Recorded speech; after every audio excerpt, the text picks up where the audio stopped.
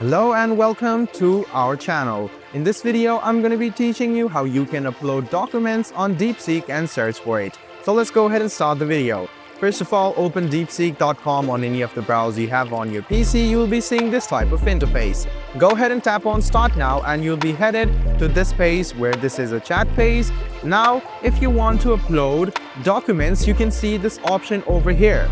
So if you have turned on the web search or deep think, you cannot upload the photos or documents. You can just go ahead and turn this off and click on this option over here. Now I'll just go ahead and write down, or I will just go ahead and click on this option over here. This is a photo. I'll just go ahead and give this a command of extract the text.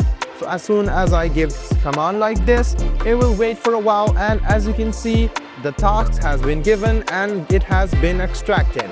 So I have given a photo. You can also add in a document, PDF, whatever you want, and you can give it commands and chat with it. I hope this video about how you can upload documents on DeepSeek was helpful for you. Like the video, subscribe to the channel, and do hit the bell button for more.